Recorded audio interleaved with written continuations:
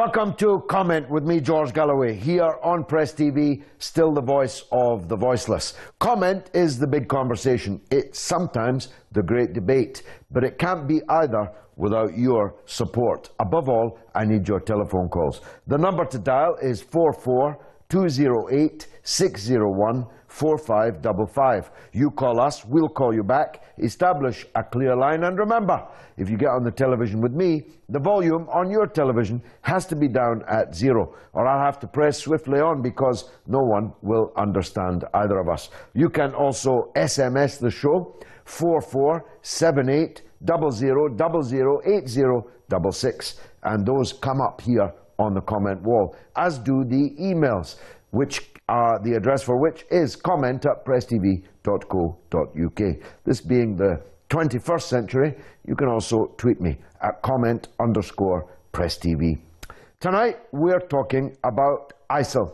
It's hardly a surprise because the conflict with these Takfiri extremist fanatics, barbarians, we could run out of superlatives, is reaching new depths. And the question is, why is ISIL diversifying its victims and recruits? Let's talk about the victims first. One of the most horrific of their many horrific crimes has to be a few days ago when they lined up 21 Egyptian Christians along the beach at the Mediterranean with the waves washing in, looking across at Europe. They lined up, 21 of them, on their knees in orange jumpsuits and proceeded to cut the heads of every one of them, one by one, there in front of their cameras, which they then spread around the world.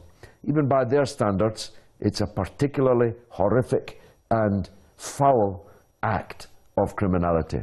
I can't begin to imagine what justification was adduced in their mind for this. These people were people of the book. They were Christians. They were no doubt pleading to Jesus to intervene, to save them. Do these people have no respect for Jesus? Do these people have no reverence for Jesus? If they don't, then they're definitely not Muslims, because to be a Muslim, you have to have respect. You have to have reverence for Jesus. They cut the heads of Arabs. They can't even claim, foul a claim though it is, that these people were in any way crusaders. They were Arabs. They were Arab Christians. Christianity existed in the Arab lands before Islam. They are a people of the Arab world, and they were murdered. They were Egyptian Christians, which is one of the reasons why they didn't get quite so much coverage as they would have done if they had been Western Christians. But there is no doubt that the murder of these Coptic Egyptian Christians has set a new dynamic running, not just in this diversification of victims, but also diversification of recruits and a diversification of responses. After all, if you murder Japanese hostages cruelly, viciously, you're drawing Japan into the conflict, a conflict which they had not wanted to join except financially.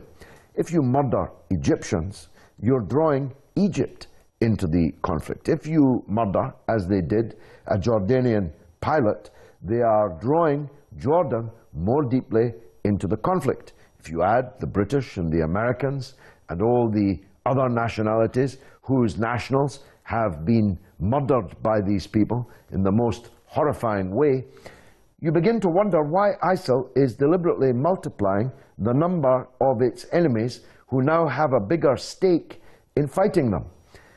It's suspicious on one level, or it is madness. You decide which it is.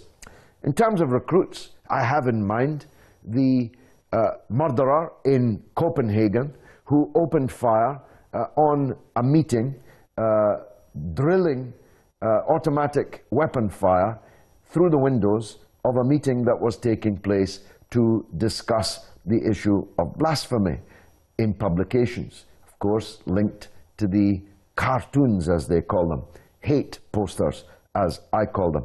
And then the murderer proceeded to a synagogue and murdered a Jew outside the synagogue for no other reason than that he was Jewish. This kind of foul, vicious racism, anti-Semitism in Europe is, of course, also drawing more European participation into the conflict with ISIL.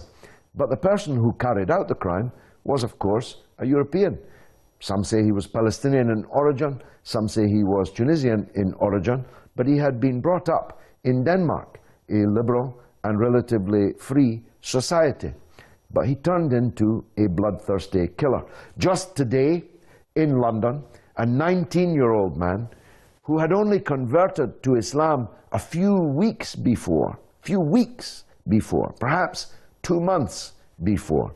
He was previously a Jehovah's Witness, had begun to plan, and the police did a good job in catching this man, had begun to plan to cut the head of a boy soldier in a cadet barracks somewhere in London, and he said, hold up the severed head so that his friend could take pictures of it.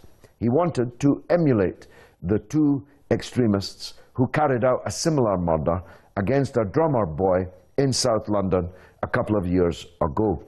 He will go to prison for a very, very long time. The police say that he was on his way to carry out that murder. Certainly in his backpack he had a 12-inch knife, a hammer, and the flag of ISIL. So all kinds of people are now being drawn deeper and deeper into this orbit of murder and hate. And the number and difference in victims, the diversification of victims, is growing almost daily. So we're really into a global confrontation with these people. I don't know how we're going to defeat them. What I do know is that we're going to have to defeat them. So I want your answer to this question. Why is ISIL diversifying its victims and recruits? Mohammed in Birmingham is first up. Mohammed, welcome to the show. Thank you very much, George. You okay? Yes, by the grace of God, I'm good. Thank you. You're more than welcome. George, I've just listened to what you said. But before answering the question as to why they are recruiting and expanding, I will say, how is it possible for them to expand and recruit? I remember that I studied the news where America, they supplied weapons to ISIL through airplane in Islamic State, so-called Islamic State, I must say. And secondly, I had a video in my mobile phone where a person who was involved in one fighting, in Pentagon, he said that America is having planned to destabilize Middle East. They want to destabilize, he named them countries, and he said this is through terrorism.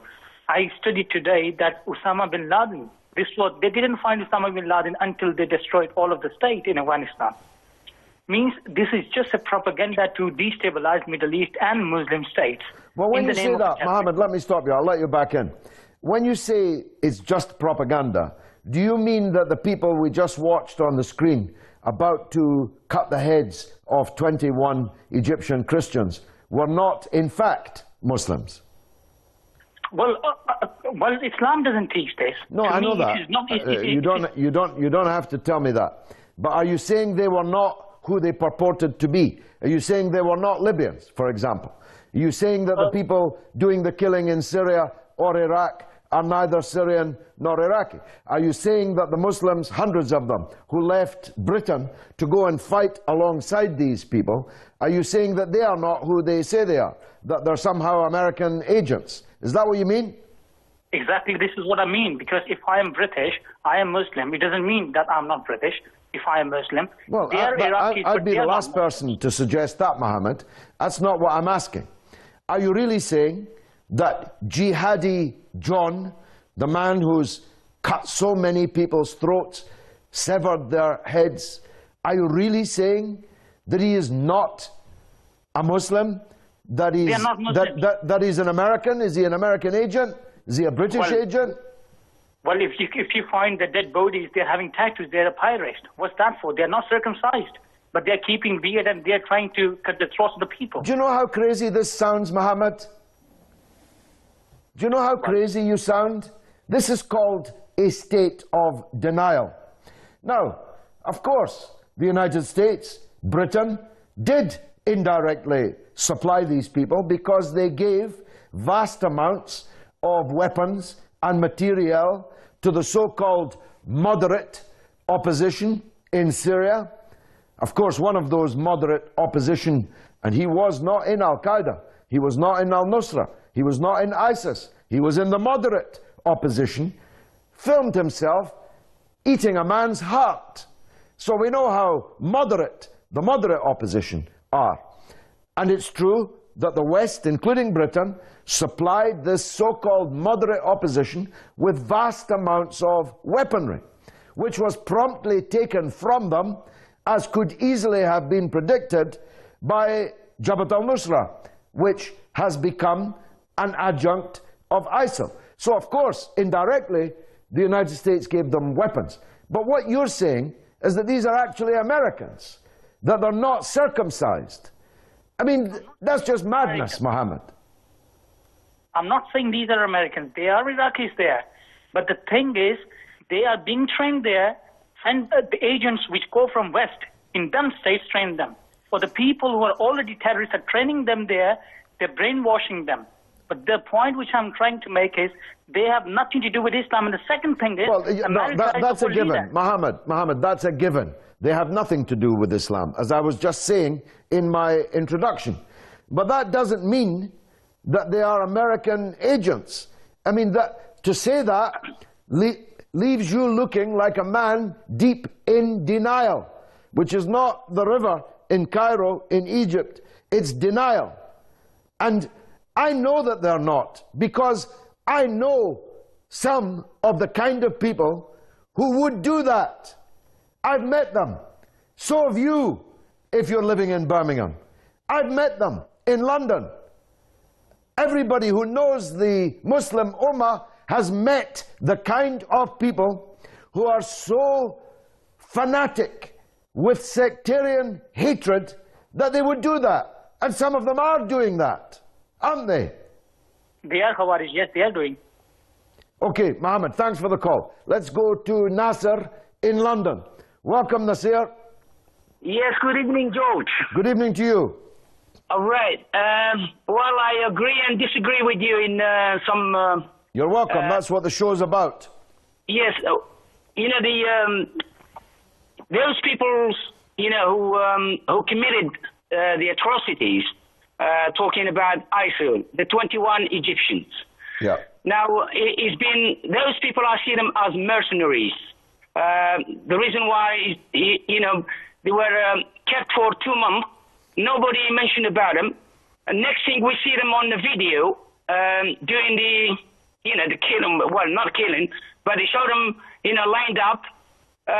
To me, they look more, you know, like mercenaries than, you know, fun. They were not claimed by the Libyans. Nobody claimed it in Libya. They were farm workers.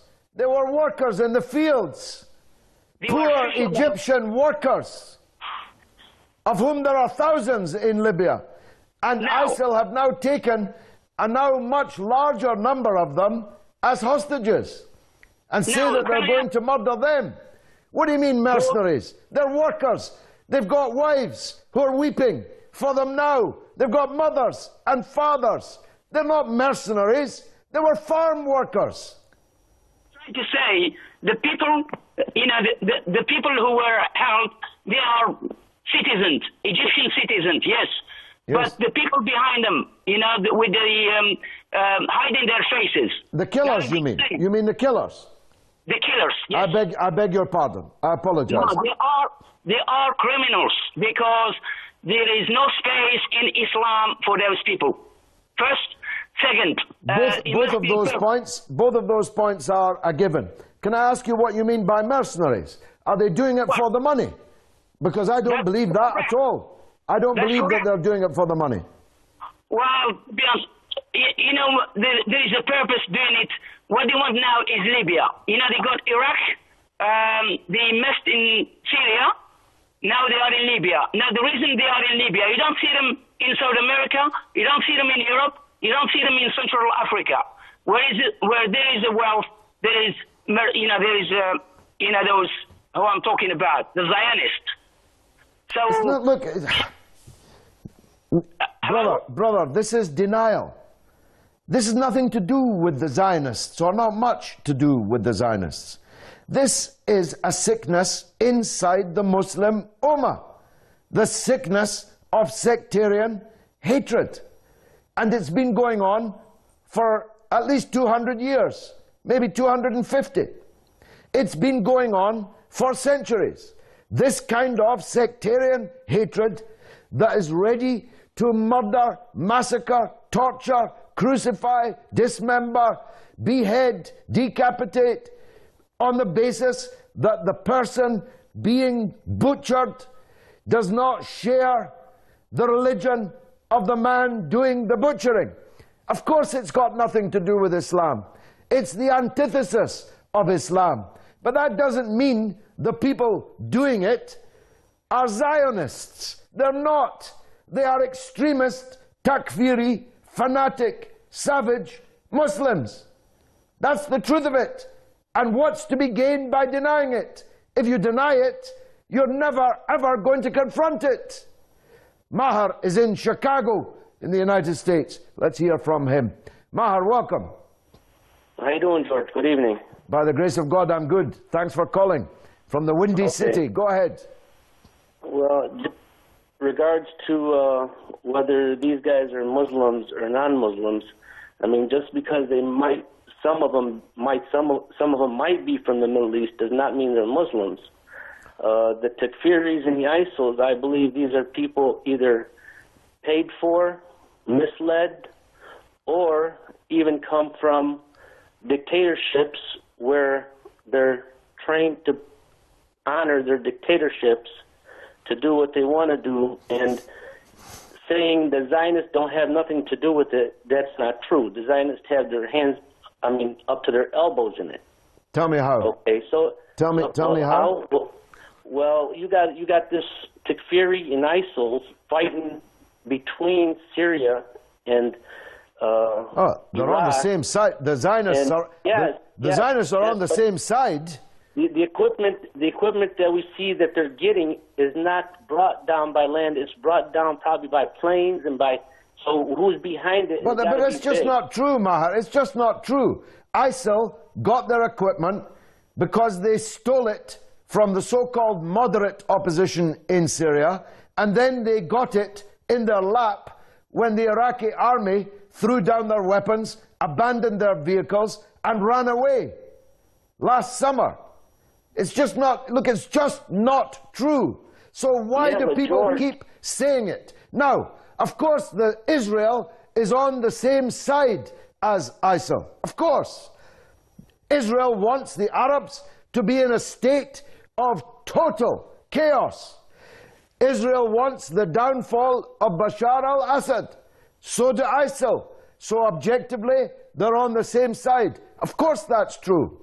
But the problem with your narrative, and the narrative of the last two callers, is that it washes the hands in an absurd way to people outside the Muslim Ummah, listening to it in an absurd way. It washes the hands of the Muslim Ummah of this problem. We have it. I don't know if you have it in Chicago. We have it in London. We have it in Birmingham. No doubt at all. There are Muslims who pray, who fast, who make Umrah, who make Hajj, who consider themselves absolutely dedicated, devout Muslims, who hate Shiites so much, they're ready to kill them. They're ready to kill them. Who hate even Sunnis with a different interpretation to them so much, they're prepared to kill them. I know these people. Don't you? Well, I can, hello? Yeah, you're on the air. Okay, I cannot give these guys, well, first of all, once you, sin to the point of killing and stuff, then you are not considered a Muslim. No, I agree with that. But, no, Mahar, you cannot keep them under the title, yeah. Mahar, I absolutely understand and agree with that. When you do what they did, you are taking yourself, surely, outside of Islam. But to say that they're mercenaries just doesn't make sense. Some of them are suicide bombers. Who could pay anybody enough to blow themselves up in a truck, driving it into a school or a hospital? A guy from Britain, a Muslim from Britain, with a wife and children, got into a suicide truck and drove it into a school in Syria and incinerated himself and many children. How could a mercenary do that? Think of what you're saying, man. Yeah, well, regards to a mercenary doing that, first of all, when he's put in that truck, he probably does not even know where he... He did. He gave a martyrdom video. He made a martyrdom video. I'm about to drive this truck into that building. Mahar, this is deep. Mahar, this is deep denial that you're in. No, he probably even might not. We're just saying how misleading the people they're looking to make, or the organizations or the countries that are looking to create chaos in the Muslim world. I mean, this person could be told that that building could be an army building to Syria. But let's put that aside. Let's not put it aside, because we have to kill. Come back to your main question. Mahar, we have to kill this idea that somehow they're doing it for money. Nobody willingly commits suicide for money. The British man, well known in the Muslim community in his town, his family left behind him, told a camera he was about to die, driving a suicide truck. How could a mercenary do that? Well, you got to remember that they're taking and recruiting these guys and threatening to kill their mothers, their fathers, their brothers, their sisters, and their... I'm sorry, Mahar. I'm sorry, Mahar. I can't take that anymore. This guy was in England. Who could threaten his mother, his father? He didn't do it because somebody threatened his mother or his father. That's just nonsense. It's actually verging on insanity. He did it because he's a fanatic, Takfiri, sectarian man. That's why he did it. Why are you denying it? Muhammad in London. What's your answer, Muhammad? Muhammad, you're on the air. Hello, assalamu alaikum. Wa alaikum salam. Sorry, I'm on Oxford Street right now walking down, so it might be a bit fuzzy. Okay, look, I'm walking right now, and I'm walking, and I haven't eaten all day, and I'm tired, and I'm hungry, and I'm thirsty, and the reason I'm doing this is because of emotions. I can't control my emotions. And I'm walking to someone who I think has the answer to my questions. And this person may or may not have the answer, but I'm taking the risk of more hunger, of more thirst, of more confusion. These people, they have a hunger for something, and they want something so bad that they feel the need. They need a leader. They need someone. They need something to look up to, a reason, a hate, an emotion, whatever it may be anything. So they're in this place and they think that they are doing the right thing, and maybe their cause is right. However, their solution and method isn't. Their solution and method is not right. Their solution and method is different, is by one man, is not by a group, is not by a people. It isn't decided by the people, this decision. This decision is decided by someone. God knows who that person is. He's like a shaitan. He's invisible. We can't see this person. He goes around and he makes people believe. Well, look, Muhammad, I think you're certainly much closer to the facts and the truth than the previous callers have been. And after this short break, just for 3 minutes for a news bulletin, I'll be back, God willing, in this spot, and I'll attempt to elaborate on the points that I've been making. Don't go away, because the second half of comment is going to be just as good as the first.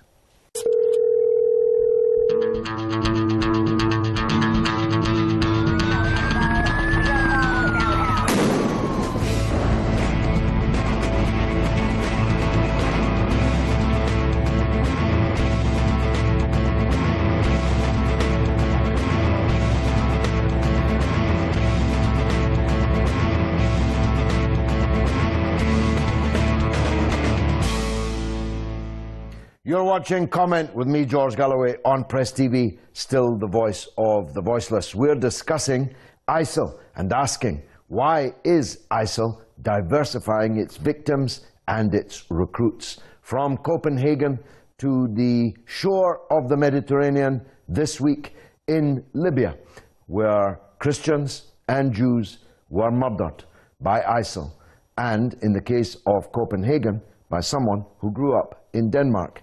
And in this day in London, a man who was a Jehovah's Witness until 2 months before, was caught with a 12-inch knife and a hammer and an ISIL flag in his rucksack, having previously boasted to his girlfriend, there's a contradiction, that he was going to cut the head of a boy soldier. Mo is in the UK. Let's hear from him. Mo, welcome to the show, my friend. Hi, George. Hi there. Go ahead, sir. You're on the air. George, I think the message is being distorted here by various parties, including yourself, and I'll tell you why.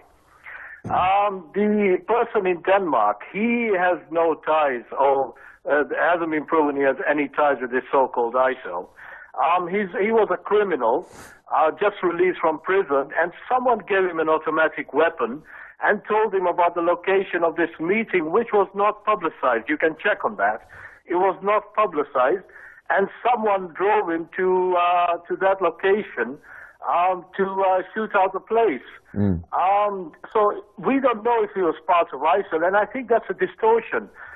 Same applies to the Libyans. Those 21 guys, they were criminals in effect. If you remember, when after they toppled Gaddafi, these guys went on to Syria through Turkey, and they were extremists to start with anyway.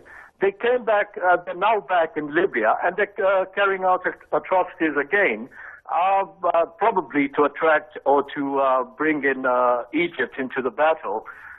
But they are certainly not proven to be part of ISIL. So this is Obama's war being widened. But they are part of ISIL. They have declared that they're part of ISIL. They have declared they're part of the so-called caliphate of al-Baghdadi, who's really al-Samurai. They have declared that. Now, the fact that somebody's a criminal hardly makes them unlikely to be a part of ISIL.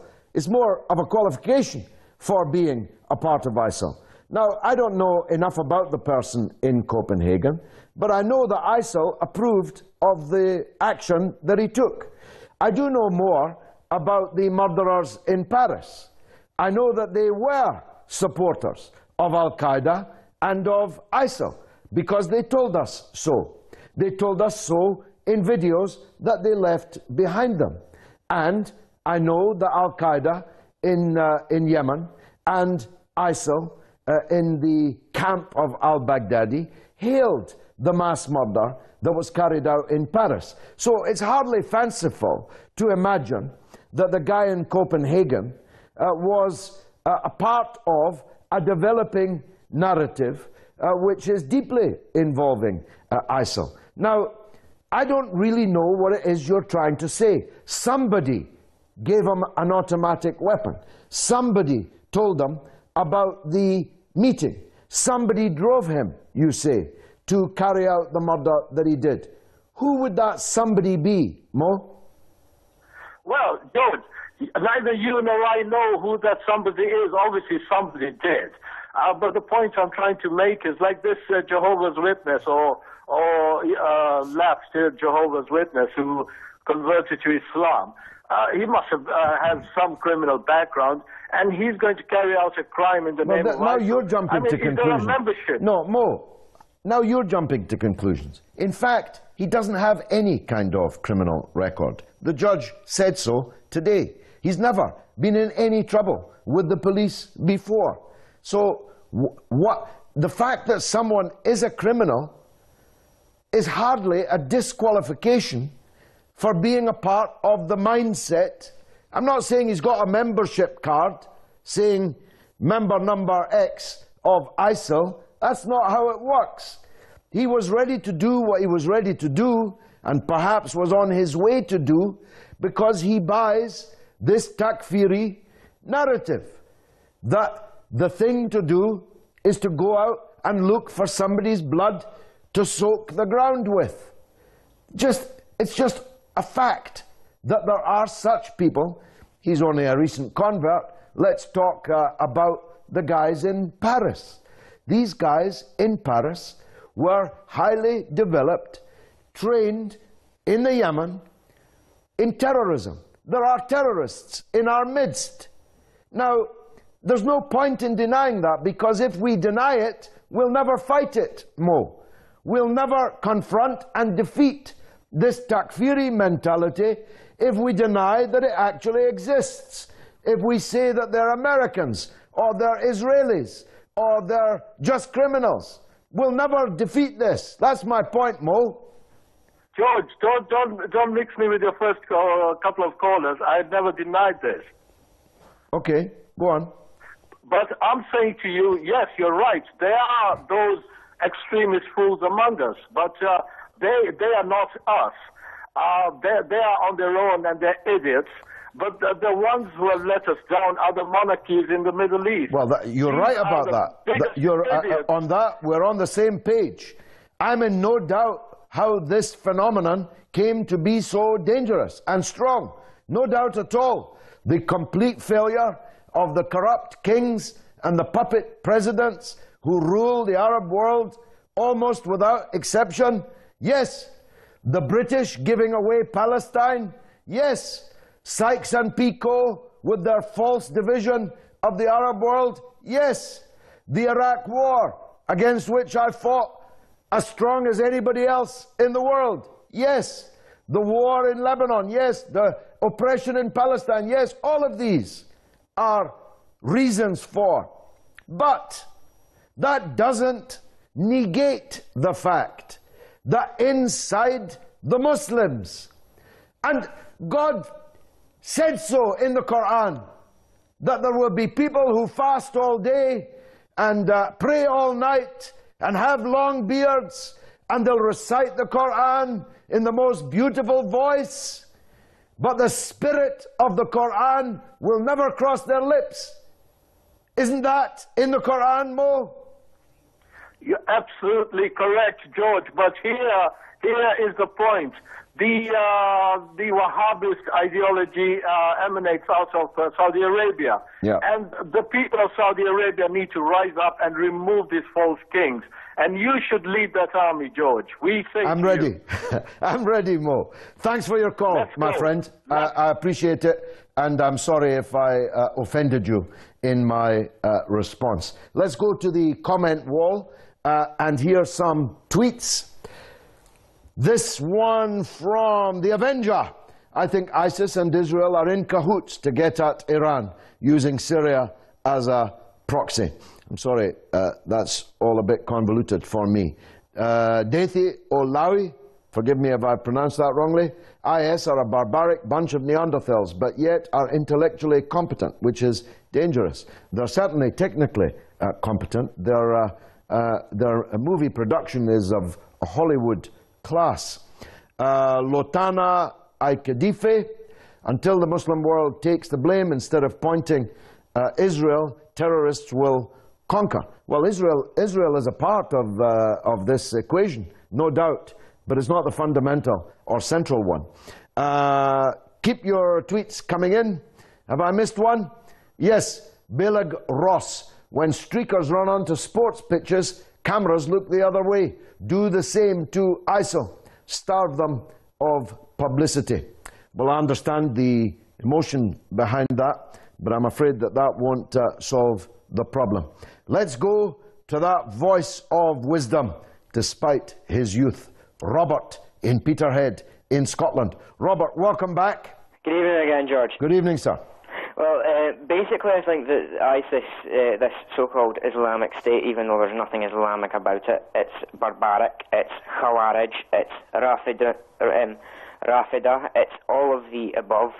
There's nothing Islamic about it. I believe that they're diversifying the recruits because they know that the people in Iraq and Syria and the places that they control, they've seen what these murderers, barbarians, all of the above do to these people. Like they see with their own eyes, we kids seeing people's heads being chopped off, they see this, and that is why they're diversifying recruits, because they're not getting recruits from Iraq and Syria.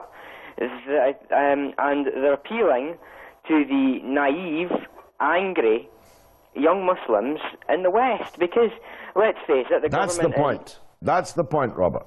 Yes. They are appealing to the angry Muslims, not just in the West, but in the East. They're saying, don't you hate this regime?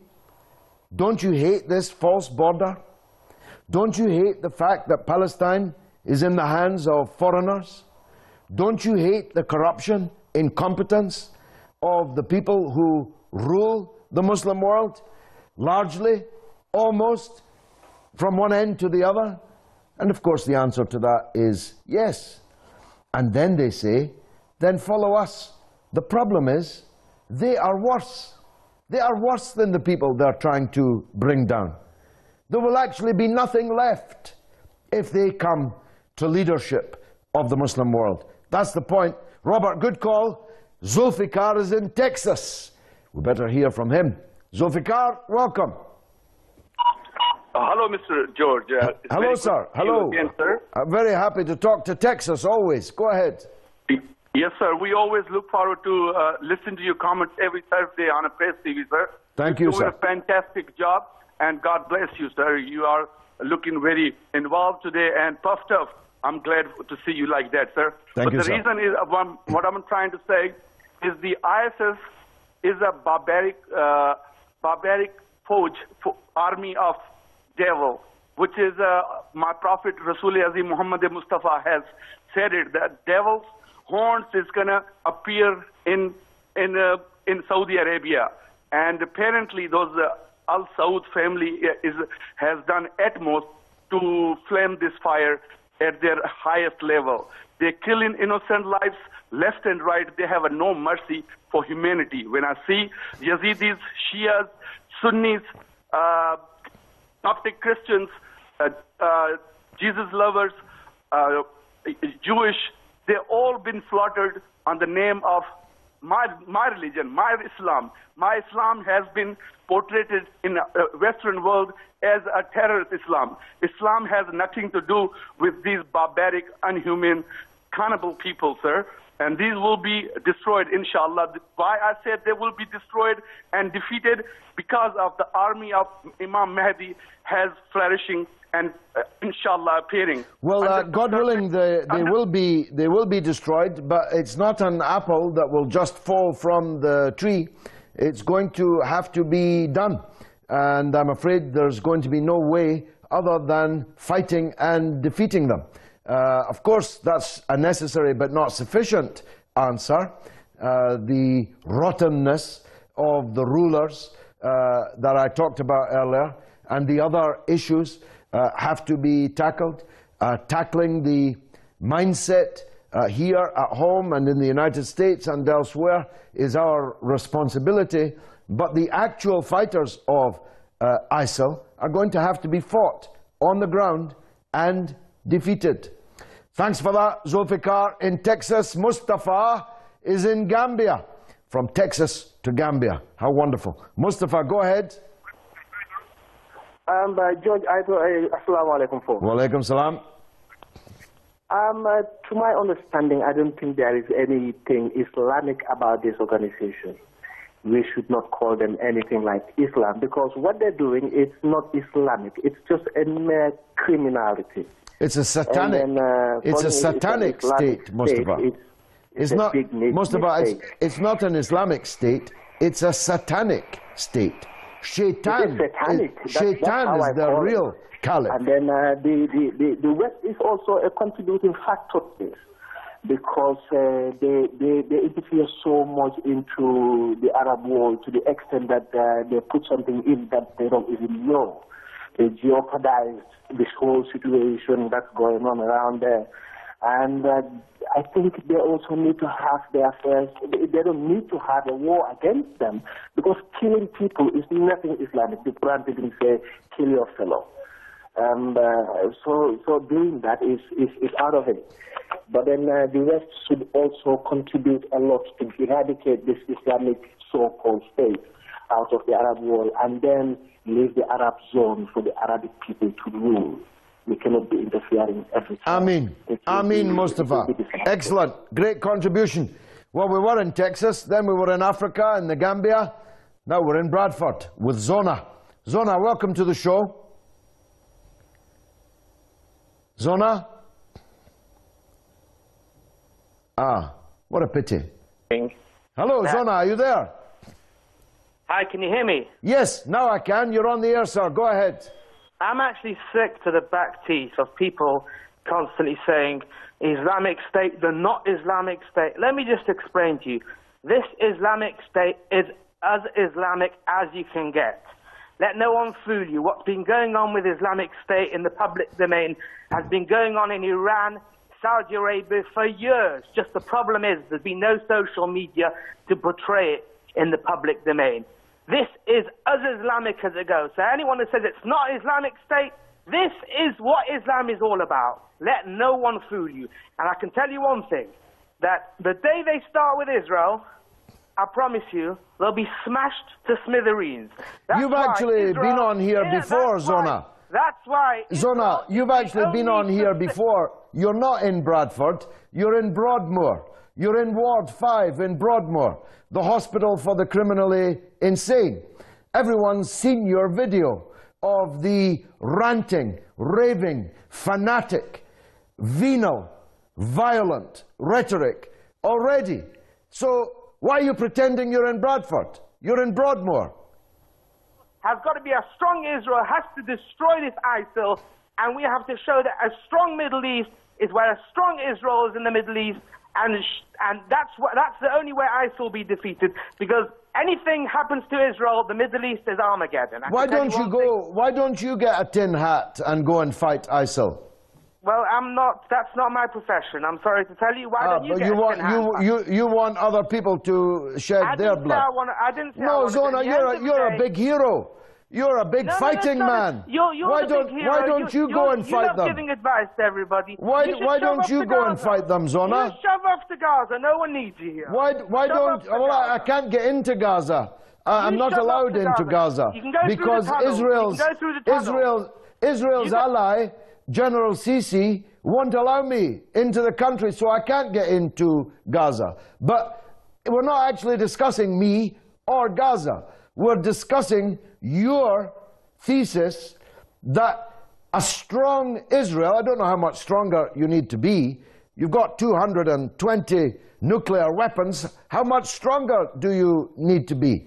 Israel is fighting on the same side as ISIL. Israel's not the answer to ISIL. Israel is allied with ISIL. It's patching up their fighters on the occupied Golan and sending them back into the battle. Don't believe me, the Israeli media itself has reported this. Israel is bombing those who are fighting ISIL. So don't tell me that Israel is the answer to ISIL. Israel is on the same side as ISIL. Answer that. The reason why ISIL haven't started with Israel is because they're absolutely, I don't want to say what in their trousers, but they're absolutely that. Because I tell you, the day they start with Israel, Israel will absolutely pummel the heads. Why is Israel helping them, Zona? Israel's not helping them at all. Israel's humanitarian, treating them in hospitals. There's nothing wrong with treating someone in hospitals. And sending them back to the battle. Not at all, not at all. No one's sending and getting information out there. You're dodging the main question. There's nothing wrong with treating someone in the hospital. Zona, you're dodging the main question, so let me re-ask it. Israel is bombing the very people who are fighting ISIL in Syria. True or false? Bombing the targets that are immediately problematic to their sovereignty. Are they bombing people? Continue to do so. Are they bombing people who are fighting ISIL in Syria? Yes or no? Israel is bombing people who are a problem, a constant threat to their sovereignty, and they'll continue to do that for a long time to come, Mr. Galloway. Zona, I can hear the flap of white coats. The men in white coats are coming to take you away. Ha ha. Back to Ward 5 in Broadmoor, the asylum for the criminally insane. Truels is in Copenhagen and on the line. Welcome, Truels. Yeah, hi. I wanted to hear from you because you're in Copenhagen and also because the last guy was mad. Yeah, I hope I'm not mad. What I would like to say is that I think that the people who are terrorists, and like in Copenhagen, who did the shooting and killed 2 people and was himself killed, I think these are desperate people. I do not in any way exclude that these people could be Muslims. The official opinion in Denmark is that this person is a Muslim, and he and his family is also Muslim. But as many people in desperate situations, they can become criminals. He has been involved in according to the official version, was in a criminal gang. But this is this happens with desperate people. Yeah, there's nothing new about criminals morphing into fanatic extremists. But I would also like to say that ISIS, in my opinion, is doomed alone because the world will never accept a country or a state doing what ISIL does. It's absolutely doomed, no matter what. So why are these? Maybe ISIS is running out of possible recruits, and that's why they're diversing their efforts to recruit people of any kind, anybody that can join. Okay, there are many things I'd take issue with there, but there's no time because I want to hear from Jordan. Ayman is in Jordan. Quickly, Ayman. Yes. Welcome. Go ahead quickly. Yes, George. How are you? Alhamdulillah. Go ahead, sir. Let me thank you. Let me thank you. First of all, maybe Ayman is the first one is interacting from the Middle East. Yeah. And this is my pleasure to be the first one or to interact with your good self and your program, Mr. George. First of all, I think and I believe, me as a Palestinian guy living in Jordan, and most of, I think, the Arab people, we are talking about more than 400 million people, they are believing, or most of us, let me again repeat it, most of us believe that this ISIL is the newest product made from CIA and Jewish all over the world. Ayman, I'm cutting you off only because it's the end of the show, and I have dealt with this very point. And come back next week. No doubt we'll have an opportunity to argue it again. Until then. Just make sure your television volume's set up to 0. So 0. Can you spell your name for me? Yeah, I know. You redirectly put through the phone number and then we'll call you back. Comment. And then can I have your telephone number? Okay, so then we'll call you back. So if you call you back, can you make sure your television volume's set down to 0?